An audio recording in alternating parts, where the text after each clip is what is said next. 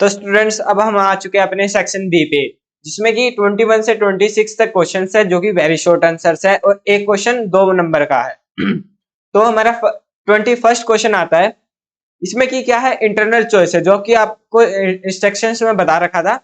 ऐसे चॉइस मिलेगी, या तो ऊपर वाला क्वेश्चन कर सकते हैं या नीचे वाला क्वेश्चन कर सकते हैं। मैं आपके लिए दोनों सोल्व करके दिखाऊंगा। आपको ऐसे पेपर में मिलेगा, आपको भी एक बार दोनों पढ़ लेने हैं और उसमें से डिसाइड करना है आपके लिए कौन सा इजी है और कम टाइम में हो पाएगा, तो उसे आप करिएगा।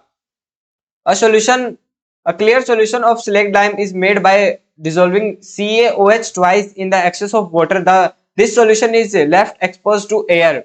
The solution slowly goes milky as a faint white precipitate forms. Explain why a faint white precipitate forms. Put your answer response with the help of chemical equation. इसमें क्या है कि केमिकल इक्वेशन इन्होंने बोल रखा है कि बतानी ही पड़ेगी, तो अगर नहीं बताओगे तो आपका मार्क्स कट जाएगा। तो आंसर पढ़ते हैं। आंसर क्या है कि केमिकल हाइड्रोक्साइड जो कि है कार्बन डाइऑक्साइड के साथ रिएक्ट करता है एटमॉस्फेयर की प्रेजेंट में, और जो कि क्या बना लेता है, calcium carbonate CaCO3, which results in milkiness, white PPT या फॉर्मेशन ऑफ कैल्शियम कार्बोनेट भी हम बोल सकते हैं। जो व्हाइट पीपीटी या मिल्कीनेस का कारण क्या है, फॉर्मेशन ऑफ कार्बोनेट। ये आपको कैरी करेगा 1 मार्क, और जो अनदर 1 मार्क है वो आपकी रिएक्शन कैरी करेगी। ये आपको रिएक्शन लिखना कंपलसरी है अगर बोला गया है तो।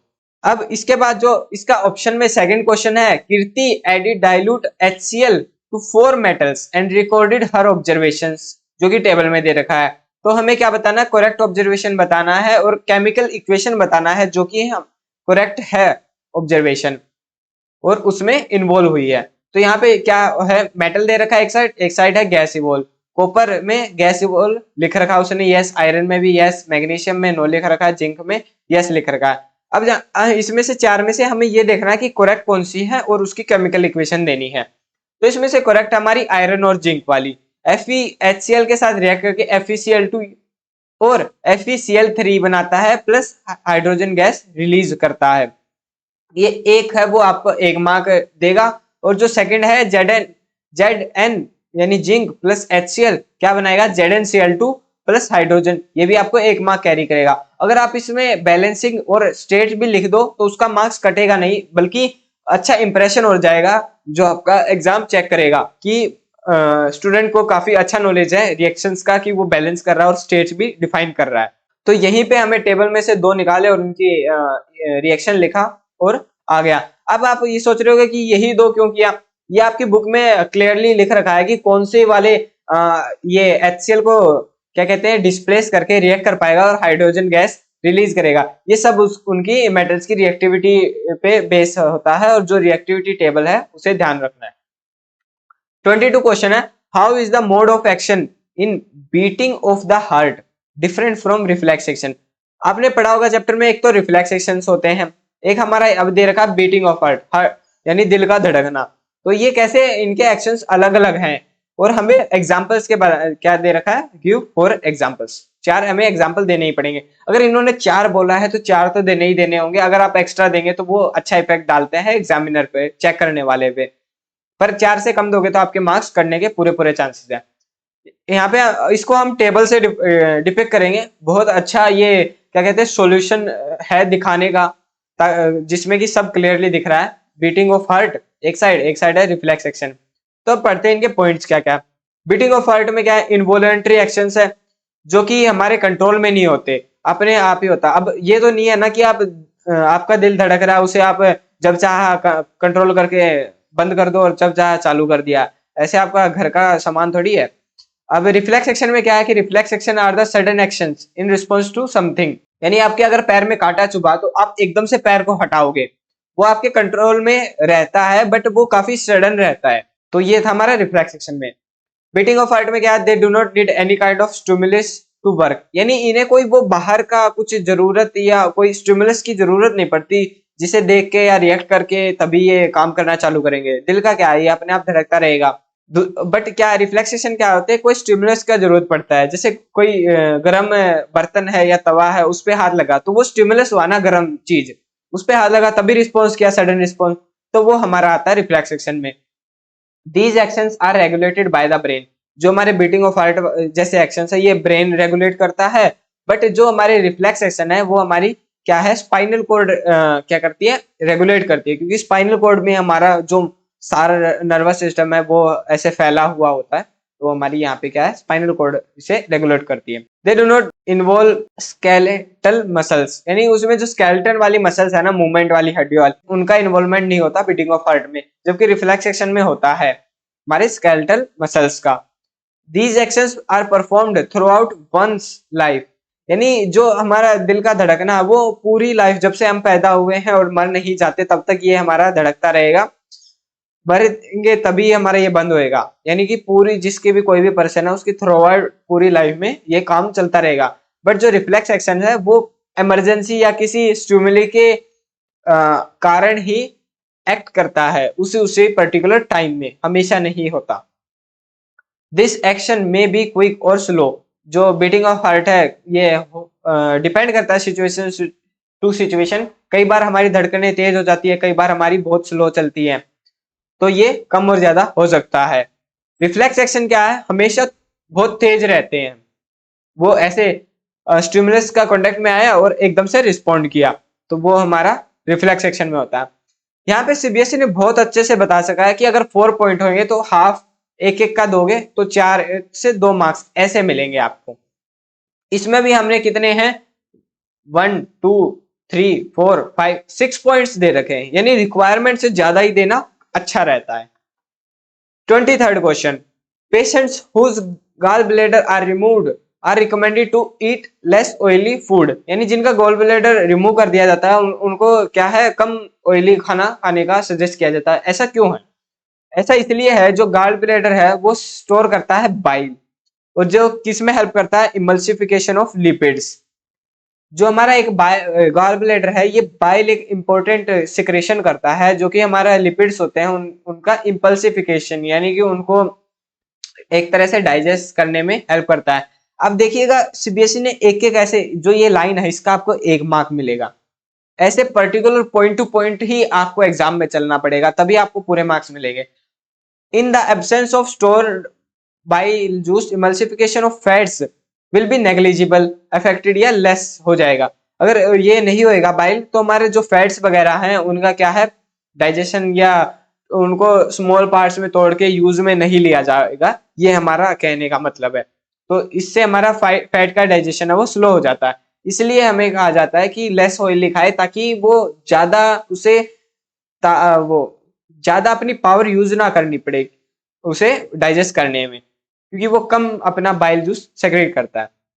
तो 1 मार्क तो आपके ऊपर की जो पॉइंट टू पॉइंट बताना था क्या रीजन है, दूसरा मार्क की अगर वो उसके एब्सेंस में क्या दिक्कत आती है, तो यहाँ पे आपके 2 मार्क्स पक्के हो जाएंगे। 24th क्वेश्चन है, name the substance other than water that are reabsorbed during urine formation, यानी यूराइन के फॉर्मेशन में वो वापस से रीअब्सॉर्ब हो जाते हैं हमारी बॉडी में। और क्या ऐसे 2 पैरामीटर है जो डिसाइड करते हैं अमाउंट ऑफ वाटर को कि कितना रीअब्सॉर्ब करना है किडनीज के द्वारा? आइए देखते हैं।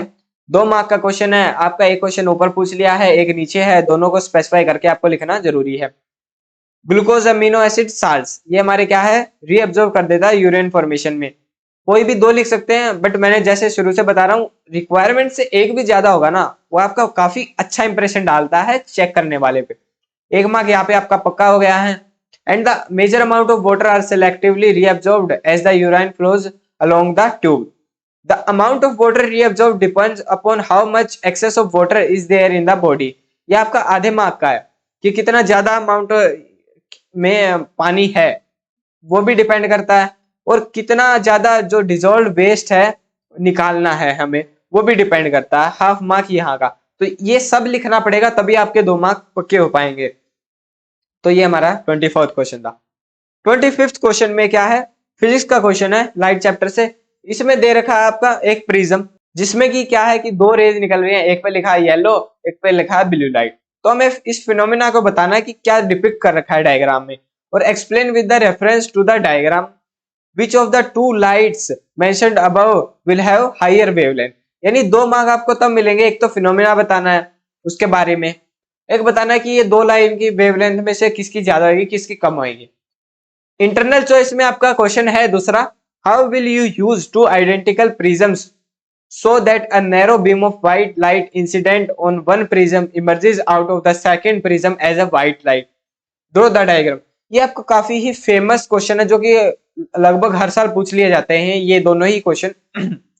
सेकंड क्वेश्चन में यही है बताना है कि व्हाइट लाइट एक प्रिज्म से जाएगी तो आप दूसरे प्रिज्म को कैसे रखेंगे कि दोबारा ही वो व्हाइट लाइट की फॉर्म में ही बाहर आ जाए और हमें डायग्राम बताना है। सॉल्यूशन पे क्या आता है, जो फिनोमेना था फर्स्ट क्वेश्चन में वो था हमारा dispersion, splitting of white light into 7 colours on passing through a prism. तो ये हमारा डिस्पर्जन की डेफिनेशन लिखनी पड़ेगी, बताना पड़ेगा कि ये फिनोमेना चल रहा है। सेकंड जो उसमें पूछा गया था कि किसकी वेवलेंथ ज्यादा है, वो है कि velocity is directly proportional to the wavelength given constant frequency, frequency constant रहती है। So yellow will have high so yellow will have greater wavelength than blue as the velocity of yellow light is greater than blue। तो यहाँ पे आपका half half mark मिलके 1 mark second से मिल जाएगा, तो आपके 2 मार्क्स यहाँ पे कंफर्म हो जाते हैं। ऐसे ही आपको बिल्कुल क्रिस्प और पॉइंट टू पॉइंट आंसर लिखना होगा। सेकंड आता है angle of deflections of the two prism need to be equal and opposite while the first prism splits the light into 7 colors due to different angles of deflection. The second prism combines the spectrum along a single ray and colors again combine to give white light as the emergent light। एक mark आपका ये theory लिखने का और एक mark आपका ये diagram show करने का। डायग्राम काफी इंपॉर्टेंट है, इन्होंने बोल रखा था। ये प्रिज्म है, यहाँ पे एक व्हाइट लाइट आई जिसका डिस्पर्जन हुआ 7 कलर्स में और फिर हमने उल्टा करके सेम यानी कि कोई डिफ्लेक्शन ना आए वो 7 कलर्स वापस इसमें ऐड होके हमें व्हाइट लाइट देते हैं और ये स्क्रीन पे हमें वापस से व्हाइट लाइट मिल जाएगी। अब आता है हमारा 26 question. A lot of waste is generated in neighbourhood however almost all of its is biodegradable what will impact will it have on the environment और ह्यूमन हेल्थ। यानी वेस्ट जनरेट हो रहा है हमारे आस पड़ोस में और बायोडिग्रेडेबल ऑलमोस्ट सारा है, तो उसका इम्पैक्ट बताना है एनवायरनमेंट और ह्यूमन हेल्थ पे। Excess generation of biodegradable waste can be harmful. Even जो ये बायोडिग्रेडेबल वेस्ट होता है जो कि क्या कहते हैं डिकम्पोज हो जाता है, अगर ये भी एक्सेस में हो तो ये भी हमें क्या है हार्म कर सकता है। कैसे हार्म करेगा, पहला पॉइंट आता है ये स्लो प्रोसेस होता है इसका डिकम्पोजिशन का, जो कि क्या करता है फॉल स्मेल यानी गंदी बास मारता है बहुत ज्यादा और गैसेज रिलीज करता है जो कि हमारे ये नाक और जो लंग्स है उनके लिए काफी खराब होता है। It can be the breeding ground for germs that create unhygienic conditions. यानी देखा होगा जो भी बायोडिग्रेडेबल वेस्ट होता है उन पे मक्खियां जो भी नए ऐसे जर्म्स वगैरह जो कि किसी की भी हेल्थ के लिए ठीक नहीं रहेंगे और काफी अनहाइजीनिक कंडीशंस बन जाती है। तो यहाँ पे आप 2 पॉइंट सजेस्ट कर सकते हैं और आपके 2 मार्क्स कंफर्म हो जाएंगे। यही पे हमारा अब आता है सेक्शन थर्ड जो कि 27 to 33 क्वेश्चन तक है शॉर्ट आंसर क्वेश्चंस। एक क्वेश्चन 3 नंबर का। पहला क्वेश्चन है 23, इसमें फर्स्ट दे रखा है ए प्लस बी सी एक कंबाइन है और ए सी बन जा रहा है और बी अलग हो जा रहा है। सेकंड दे रखा है ए बी है सी डी भी कंबाइन है, ए सी बन गया बी डी बन गया।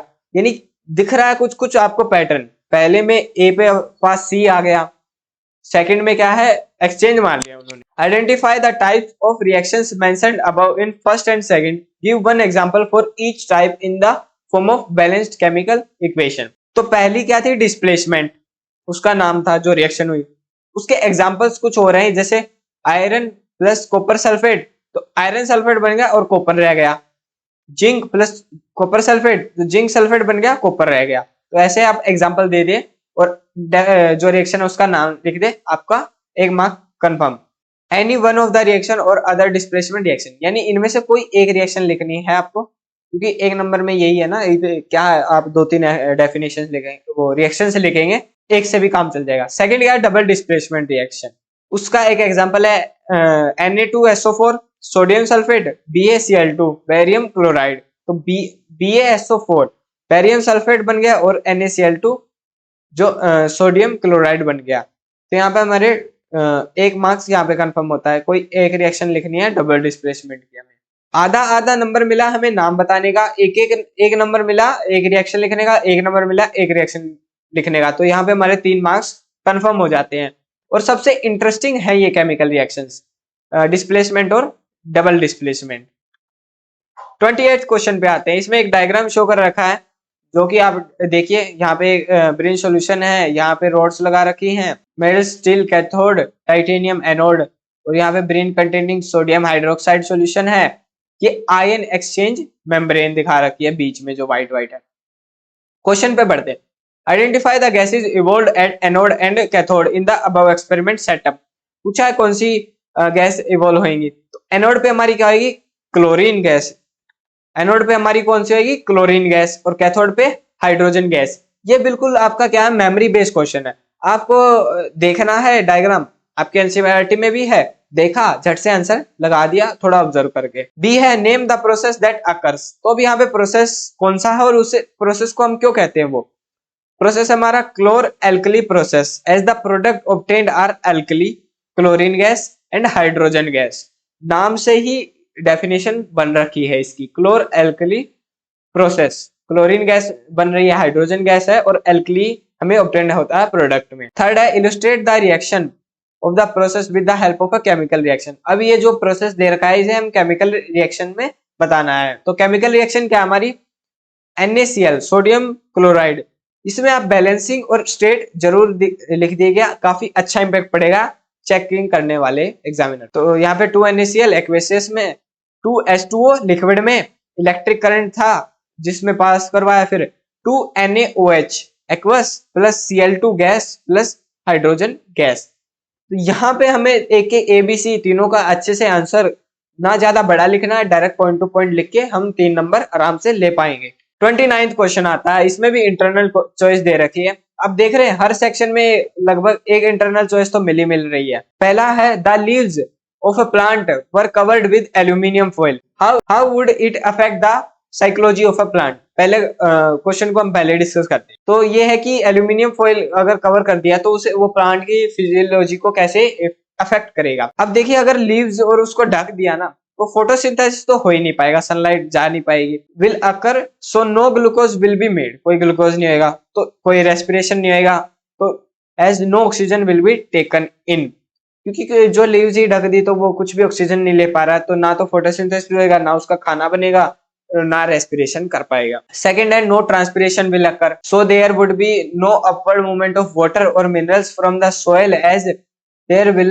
No transpiration pull. ट्रांसपिरेशन नहीं हो पाएगा, लीव्स ही ढक दी, तो सनलाइट कैसे, उसे सन कैसे वो जो प्लांट के अंदर का वाटर है उसे ऊपर खींचेगा, और तो पानी की अपवर्ड मूवमेंट और मिनरल्स की अपवर्ड मूवमेंट हो नहीं पाएगी, क्योंकि कोई ट्रांसपिरेशनल पुल ही नहीं रहेगा। तो temperature regulation of leaf surface will be affected, उसका सारा टेम्परेचर जो भी रेगुलेशन था बुरी तरह से अफेक्ट हो जाएगा। तो 3 पॉइंट्स इनफ है 3 मार्क के लिए। सेकंड चॉइस में जो दे रखा है वो है how is lymph as important fluid involved in transportation, if lymphatic vessels get blocked how would it affect the human body, elaborate. पहले बताना है कि लिम्फ फ्लूइड जो इन्वॉल्व होता है वो कितना इंपॉर्टेंट रहता है, फिर बताना है कि अगर वो ब्लॉक होगी तो क्या दिक्कत होगी, और उसको फिर हमें अब सबको इलेबोरेट करना अच्छे से। लिम्फ क्या करता है, कैरी करता है digested and absorb fat from intestine, intestine से ये डाइजेस्टेड और एब्जॉर्ब फैट को कैरी करके अलग अलग बॉडी पार्ट्स में ले जाता है, इसका आपको 1 मार्क मिलेगा। And drain access fluid from extra cellular space back into the blood, जो एक्स्ट्रा सेलुलर स्पेस है वहां से वो फ्लूइड को वापस ब्लड में क्या करता है, पहुंचा देता है, ड्रेन कर देता है, इसका 1 नंबर मिलेगा। अब ब्लॉक होने से क्या होगा, blockage of lymphatic system will lead to water retention and poor fat absorption in the body. एक तरह से कहें तो हमारे सारा सिस्टम हिला देगा ये, पुअर फैट एब्जॉर्प्शन होएगा और पानी का जो है वो रिटेंशन मतलब ले नहीं पाएगा, एब्जॉर्ब नहीं कर पाएगा। 1 नंबर है इसका। तो आपके यहाँ पे 3 पॉइंट्स बताने से 3 नंबर कंफर्म है। 30 क्वेश्चन आता है, यहाँ पे बात हो रही है Rohit wants to have an erect image of an object using an converging mirror of focal length 40 centimetre. Converging mirror है, फोकल लेंथ 40 सेंटीमीटर दे रखा है, इरेक्ट इमेज बनाना है। अब बताना है जो क्वेश्चन दे रखे हैं उनके हमें point to point answers. A question है specify the range of distance where the object can be placed in front of the mirror, justify. तो इसका आंसर क्या आएगा? The object has to be placed at a distance between 0 to 40 centimetre. ऐसा क्यों? क्योंकि जहां पे फोकस और पोल है ना, अगर कन्वर्जिंग मिरर है उसके बीच में ही रखेंगे तभी हमें इरेक्ट इमेज मिलता है, क्योंकि उसी बीच में रखने पे वर्चुअल इमेज देगा। और हमेशा वर्चुअल इमेज कौन सी होती है? इरेक्ट इमेज होती है, सीधी होती है। वही यहाँ पे दे रखा है reason, this is because image is virtual erect magnified when the object is placed between F and P. F माने फोकस, पी माने पोल। एक नंबर आपका confirm. Draw a ray diagram to show image formation. सही है, converging lens बनाया, ये करा, C plot किया, एफ प्लॉट किया, पी प्लॉट किया, एक ऑब्जेक्ट रखा, ए बी प्लॉट किया, रे दिखाई। कम से कम 2 रे दिखाना जरूरी है। एक रे से काम, एक रे से क्योंकि इमेज ही नहीं बनेगी ना। आप 2 तो बनाए 2 से ज्यादा भी बना सकते हैं अगर जैसे आपका कन्वीनियंस रहे। तो यहाँ पे एक ऐसे गई, डायरेक्ट गई, एक सी से पास कर दी, एक यहाँ डायरेक्ट जाके फोकस से पास कर दी, और यहाँ पे हमारी कौन सी एक इरेक्ट वर्चुअल मैग्निफाइड इमेज हमें मिल गई। डायग्राम का काफी रोल रहता है आपके क्वेश्चन में। State one use of mirror based on the above kind of image formation. दिख रहा होगा कन्वेक्स मिरर है, कन्वर्जिंग है, तो अब इसका यूज क्या है? सेविंग मिरर की तरह यूज करते हैं, और use by dentist to get enlarged image of teeth. कोई एक यूज बता दे, बट एक से ज्यादा बताओगे तो अच्छा ही इम्पैक्ट पड़ेगा, वही मैं बार बार बोल रहा हूँ। 31st question, a lens of focal length 5 centimeter is used by Debashri in the laboratory as a magnifying glass. Her least distance of vision is 25 centimeter. अब क्वेश्चन क्या है इसका? What is the magnification obtained by using the glass? एक लड़की है Debasree, laboratory में, उसके पास एक लेंस है 5 सेंटीमीटर फोकल लेंथ का, और उसकी least distance of distinct vision क्या है? 25 सेंटीमीटर। अब मैग्निफिकेशन बताना है आपका। ये न्यूमेरिकल क्वेश्चन है, डायरेक्ट ऐसे गिवन लिखा है, गिवन में इमेज डिस्टेंस पता है, इमेज डिस्टेंस वही लेंगे जो least distinct of distinct vision दे रखी है, यानी कि 25 सेंटीमीटर। अच्छा, मैग्नीफाइड ग्लास की तरह यूज करना है, तो हम जो ये भी है ये -25 सेंटीमीटर आएगा, और जो फोकल लेंथ है वो f is equal to 5 centimetre. अब मैग्निफिकेशन निकालना है। लेंस फॉर्मूला हमें पता है, 1/f is equal to 1/v minus 1/u। तो 1/u को हम इस साइड ले आए, और 1/v माइनस 1/f हो गया। अब 1/u is equal to 1/-25 minus 1/5। LCM लिया, काटा पीटी की, -6/25 आ गया। अब इसको रिवर्स कर दिया तो u की डिस्टेंस क्या आ गई? -25/6 सेंटीमीटर।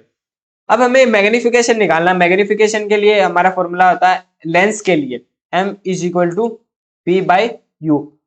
v हमारी थी -25, u हमारी आ गई -25 डिवाइडेड बाय 6, तो -25 से -25 गया तो हमारा मैग्निफिकेशन आ गया 6। Easy question.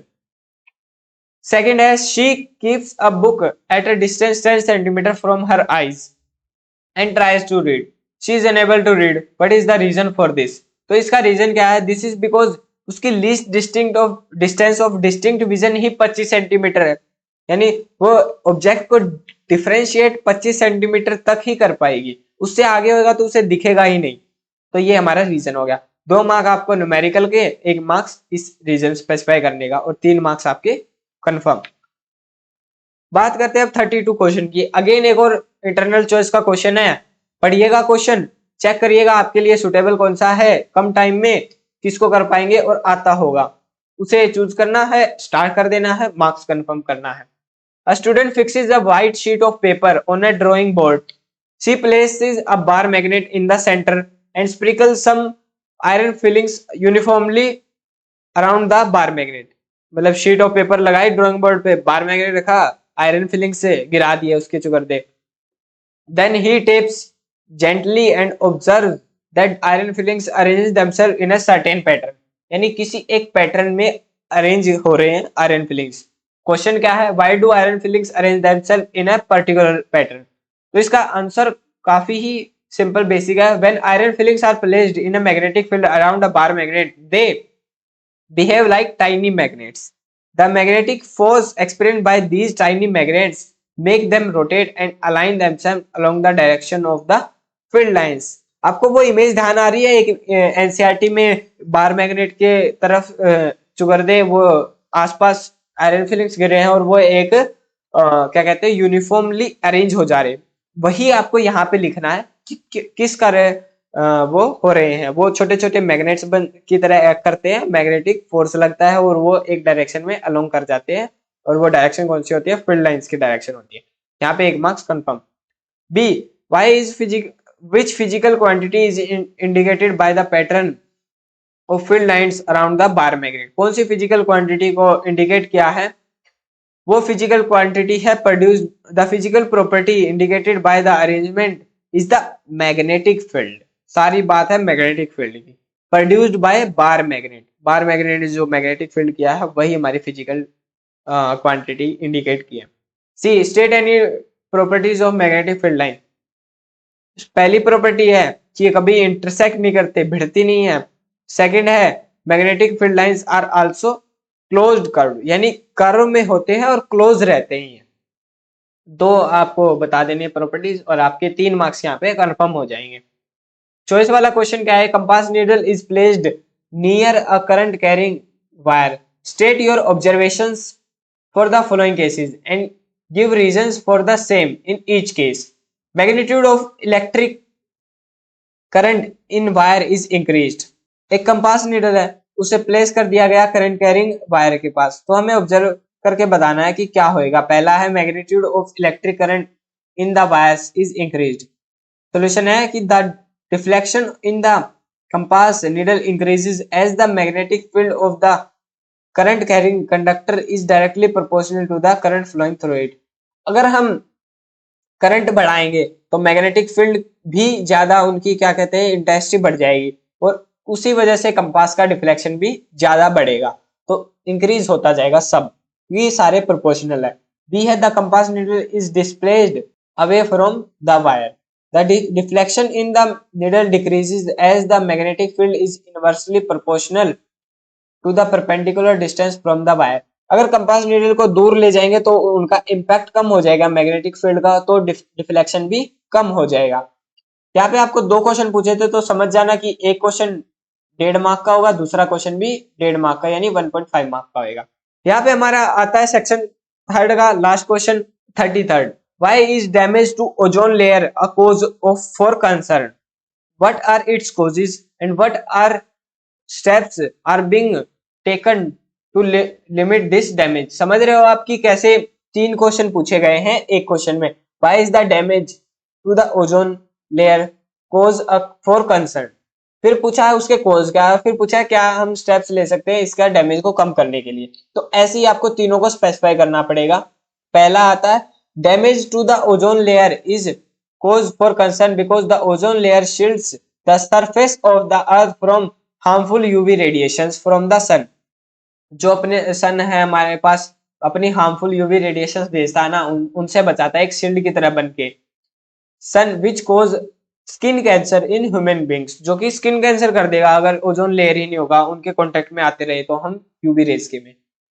सेकंड है कि synthetic chemicals like chlorofluorocarbons CFCs which are used as refrigerants, जो कि यानी फ्रीज वगैरह में यूज करते थे, and in the fire extinguishers are the main reason for the depletion of ozone layer. जो CFCs है क्लोरोफ्लोरोकार्बन्स, ये मेन रीजन है हमारा।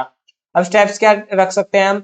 Many developing and developed countries have signed and are obeying the direction of UNEP. UNEP क्या है? United Nations Environment Program to freeze or limit the production or usage of CFCs at 1986 levels. यानी 1986 के बाद से ही काफी develop और developed countries ने ये साइन किया है और ओबे भी कर रहे हैं कि जो CFCs है उनका प्रोडक्शन और यूजेज है वो लिमिट में किया जाए और बहुत से कम किया जाए। यहाँ पे हमारे 3 मार्क कंफर्म हो जाएंगे अगर हम तीनों क्वेश्चंस का आंसर अच्छे से दे देंगे।